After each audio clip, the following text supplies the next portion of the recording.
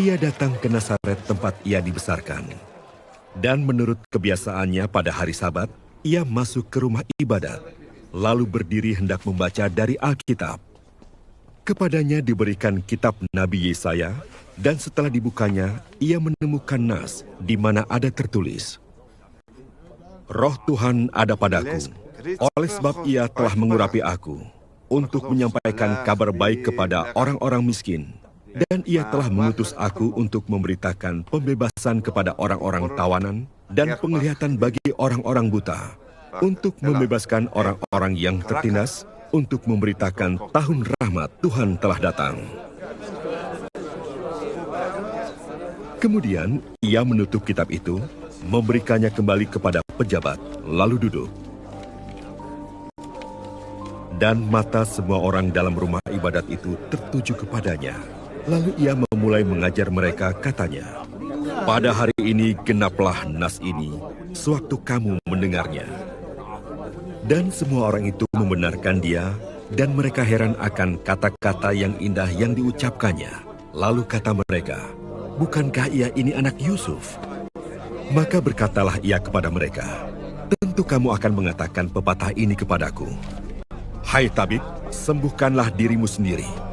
Perbuatlah di sini juga, di tempat asalmu ini, segala yang kami dengar yang telah terjadi di Kapernaum. Dan katanya lagi, aku berkata kepadamu, sesungguhnya tidak ada nabi yang dihargai di tempat asalnya. Dan aku berkata kepadamu, dan kataku ini benar, pada zaman Elia terdapat banyak perempuan janda di Israel, ketika langit tertutup selama 3 tahun dan 6 bulan, dan ketika bahaya kelaparan yang hebat menimpa seluruh negeri. Tetapi Elia diutus bukan kepada salah seorang dari mereka, melainkan kepada seorang perempuan janda di Sarfat, di tanah Sidon.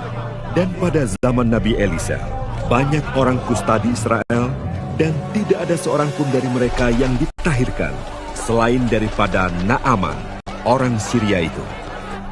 Mendengar itu, sangat marahlah semua orang yang di rumah ibadat itu.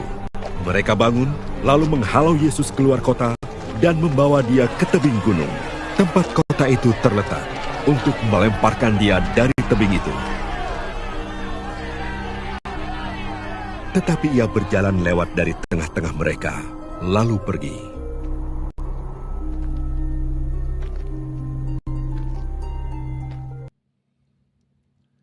Saudara-saudariku yang terkasih dalam Tuhan kita Yesus Kristus. Setiap orang hampir pasti punya keinginan untuk pulang kampung. Istilah sekarang mudik. Mengapa? Ada rasa kangen baik dengan orang tua dan sanak saudara. Kalaupun orang tua sudah berpulang dan sanak saudara sudah pindah ke perantauan, namun orang masih punya kerinduan mudik, ingin melihat dan mengalami kembali suasana hidup sehari-hari yang telah sekian lama pernah kita alami, yang bagaimanapun juga telah membentuk hidup kita. Perikop Injil hari ini, saudara-saudari, menceritakan bahwa Yesus juga mudik. Ia datang ke Nazaret, tempat dia dibesarkan. Dia berharap agar kedatangannya mendapatkan banyak sambutan hangat, bukan demi dirinya sendiri, tetapi demi keselamatan mereka. Pada awalnya orang-orang Nazaret menerimanya dan memberinya kesempatan mengajar di rumah ibadat. Semula mereka kagum akan keindahan, kewibawaan, dan kebenaran pengajaran yang disampaikan olehnya. Mereka menyadari ada kuasa dalam setiap perkataan dan pengajarannya. Namun, kekaguman itu dengan cepat berubah menjadi keraguan, Bahkan mereka menolaknya. Penolakan mereka terhadap Yesus bermula dari latar belakang Yesus yang adalah anak Yusuf, yang hanyalah tukang kayu. Seakan-akan mereka berkata, masa anak seorang tukang kayu bisa berbicara demikian berwibawa? Bagaimana mungkin anak Yusuf, si tukang kayu itu, dapat dipilih Allah untuk menjadi nabi? Dapatkah dia melakukan tugas ini? Pengenalan mereka terhadap Yesus sangat dangkal. Hanya sebatas anak Yusuf.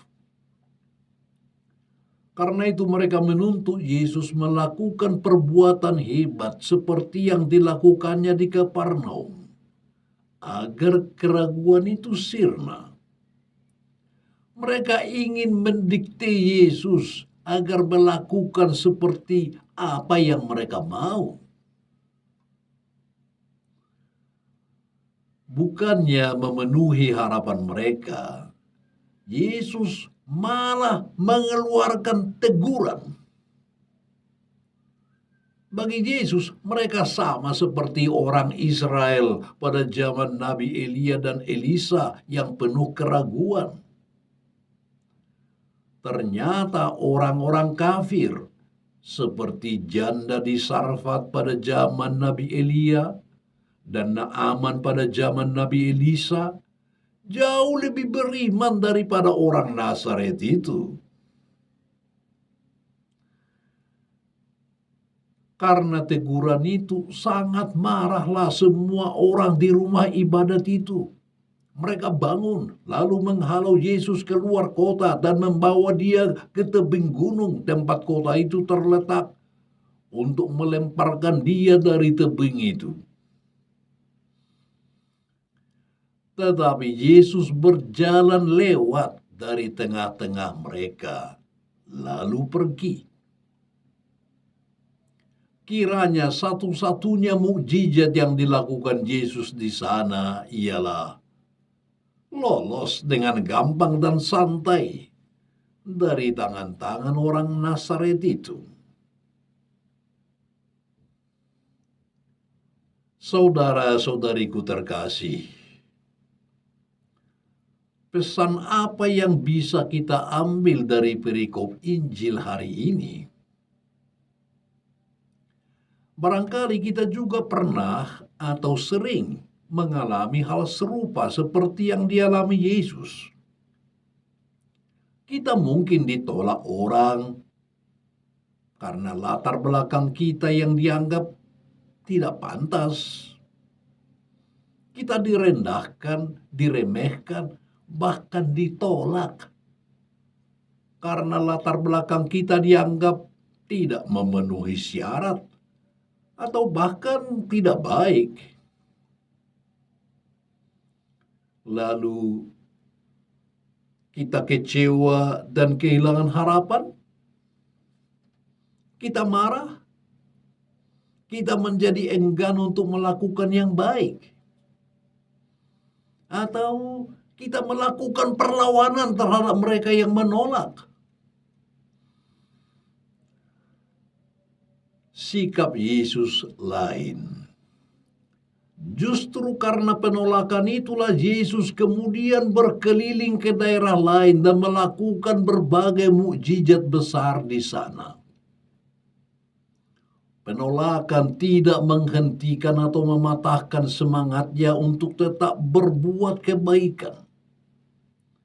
Dia mencari dan mengunjungi mereka yang memerlukan pertolongannya.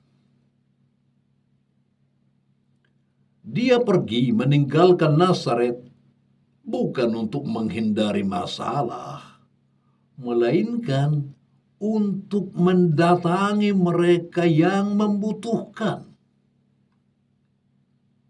Dia berjalan terus tanpa dendam, memberikan yang terbaik bagi mereka yang menerimanya.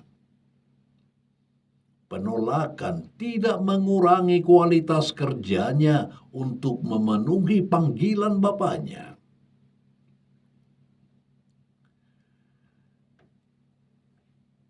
Di pihak lain, saudara-saudari yang terkasih, seringkali kita juga menghambat orang-orang di sekitar kita.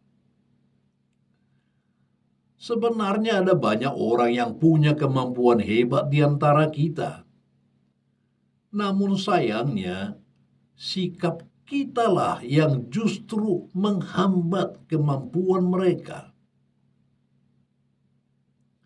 Kita masih belum terbiasa memberikan sikap apresiatif terhadap sesama yang punya keunggulan. Justru sebaliknya, kita malah lebih suka mencela, menyepelekan, dan akhirnya justru menghambat perkembangan orang lain. Omongan dan sikap acuh kita justru mematikan potensi yang ada dalam diri saudara kita. Bahkan di antara anggota keluarga atau komunitas pun sikap yang sama sering terjadi. Lebih mudah bagi kita mencela daripada mengapresiasi prestasi sesama. Hal yang sama juga terjadi di negeri kita ini. Mengapa Presiden Jokowi disebut blow on atau lebih kasar lagi, bajingan tolol? Tak lain tak bukan karena latar belakangnya tidak sesuai dengan harapan mereka.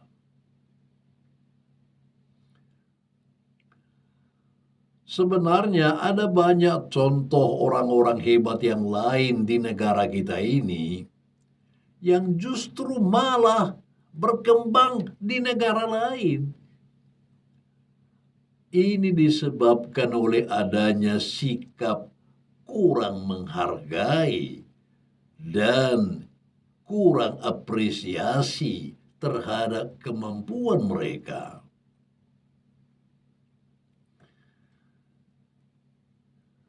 Bagaimana dengan kita, saudara-saudari? Mari kita menciptakan suasana positif di tengah keluarga, komunitas, dan masyarakat kita. Kita bangun sikap apresiatif di lingkungan kita. Dengan sikap ini, yakinlah, kita akan semakin bertumbuh menjadi pribadi-pribadi yang berkembang bersama. God bless you.